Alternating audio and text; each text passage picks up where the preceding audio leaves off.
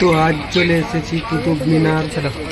এই হচ্ছে কুতুব মিনার, দেখে নাও কত সুন্দর, একদম সবুজে ভরা, দেখে নাও।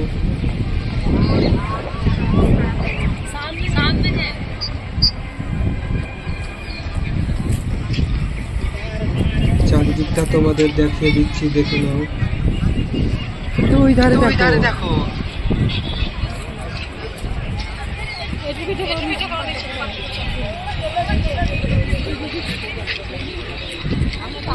কত লম্বা মিনারটা, দেখে নাও।